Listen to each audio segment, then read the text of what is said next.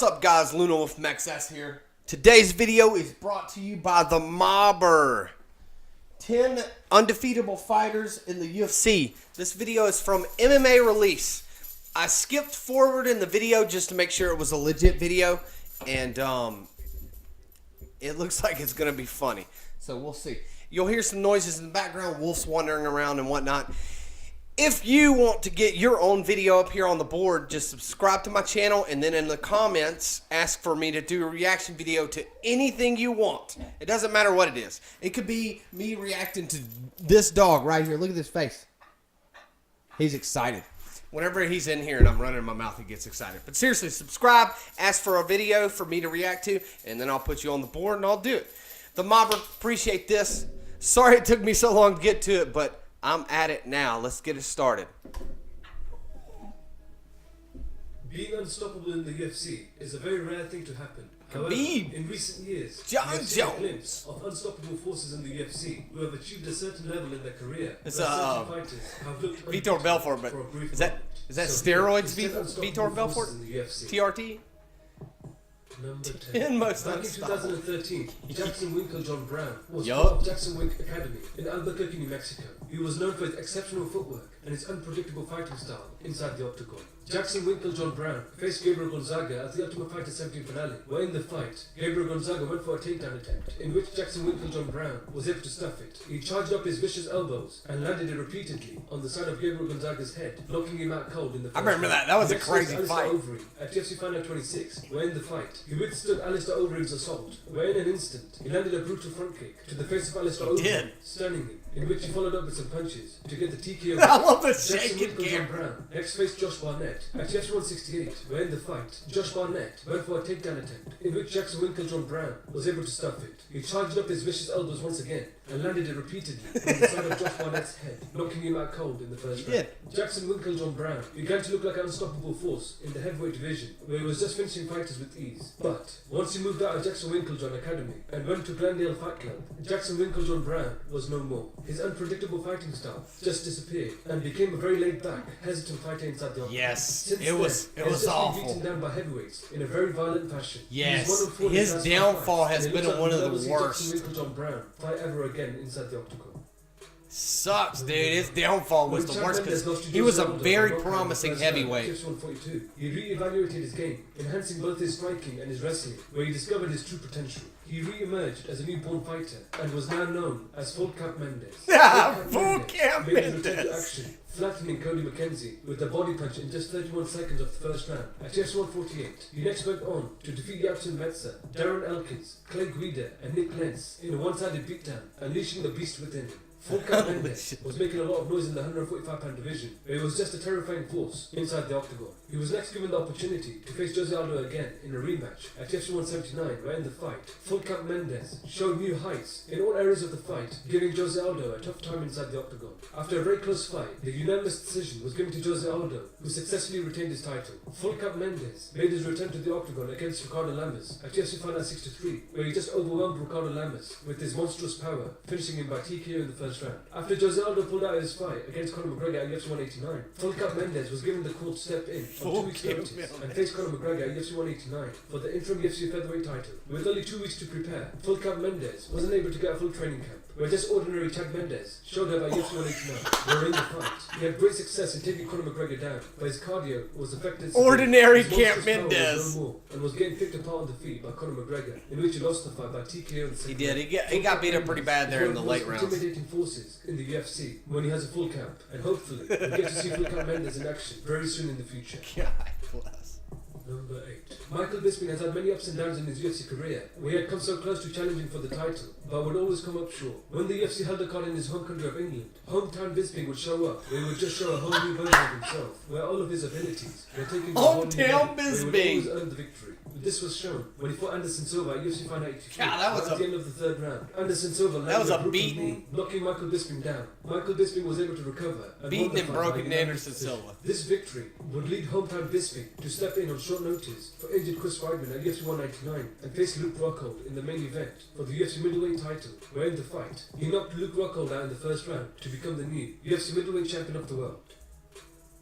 Number 7. WEC Aldo burst into the WEC in 2008, where he went on a rampage, knocking everyone senseless with his Muay Thai. He possessed great speed, where he was able to take his opponent out very quickly. I love that they have like superpowers, WEC Aldo, like sea level Kane. He's a force that's unstoppable. Mountain level Kane? No.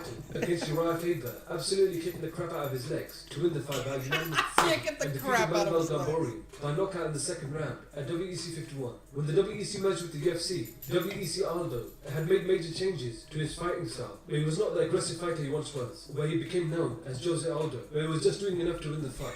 He did go on to defend his title 7 times, but WEC Aldo was one of the most feared featherweights on the planet, and hopefully we get to see WEC Aldo in action in the future. Number 6. Anti-Wrestler Rumble was one of the most intimidating forces in the UFC light heavyweight division. He possessed nuclear bombs in both hands. He's a very hard puncher. His opponent's brain would have no choice but to shut down due to the body unable to withstand the damage. Anti-Wrestler Rumble was one of the hardest hitters in the UFC, who had made easy work of top UFC light heavyweights such as Alexander Gustafsson, Ryan Bader, Jimmy Manuwa, and Glover Teixeira. Anti-Wrestler Rumble had one thing in mind, which was going into his fight and doing everything in his power to rip his opponent's head off. He always came full force towards his opponents, but he gave him no chance to get comfortable. When Anti-Wrestler Rumble faced Daniel Cormier for the second time at UFC 210, Anti-Wrestler Rumble lost control and became Wrestler Rumble, where he tried wrestling, which led to his downfall, where he was submitted by Ray Nicky. Anti-Wrestling In his Rumble. post-fight interview, he announced his retirement from the sport. Became Wrestling Rumble. Anti-Wrestler Rumble was one of the most terrifying forces to have ever stepped foot inside the octagon. And hopefully, we can see Anti-Wrestler Rumble back in action in the future. He's smoking weed right now. Number 5. Whilst outside of the UFC, Horsemeat Overeem was regarded as one of the best heavyweights who had never fought in the UFC. He was known for his high finishing rate and his violent striking abilities. Horsemeat Overeem possessed lethal power in every limb, where he had the ability to end the fight in an instant. When Horsemeat Overeem made his UFC debut against Brock Lesnar at UFC 141, he quickly that was suck, because that's when Brock Lesnar came out of the hospital. He had like the intestine problem that could kill you, and that's the first place Overeem punched him was right in his stomach.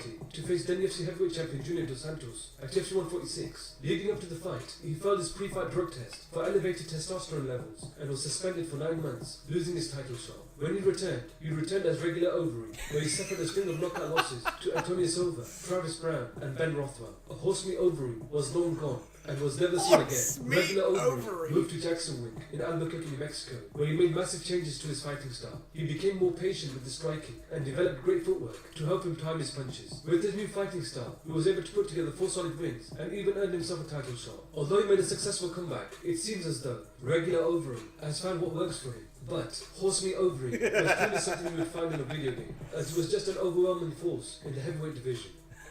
Horsemeat Overeem. John Jones became the youngest UFC champion at the age of 23 when he defeated Mauricio Shogun Rua by TKO in the 3rd round at UFC 128. Next went on, defeating all of the top competition in the 205-pound division, racking up 7 title defenses, where the talks of him being the greatest fighter of all time slowly started to happen. His next title defense was set to be against undefeated Daniel Cormier at UFC 182. Both fighters ended up having a brawl in the press conference, which fueled up the hype for the fight. Many things were said, but the reality was that they would meet inside the octagon and find out who the better fighter was. At UFC 182, Coke Jones showed up, ready to make DC eat his own words. In the fight, Coke Jones used his reach to completely shut down Daniel Cormier in both the stand-up and the grappling exchanges. He was 1 step ahead of Daniel Cormier, where the unanimous decision victory was given to Coke Jones. Coke Jones had shown a massive increase in all of his overall abilities, where he completely mopped the floor with Daniel Cormier. After the fight, Coke Jones had tested positive for cocaine and was fined $25,000. Coke Jones looked unstoppable for a brief moment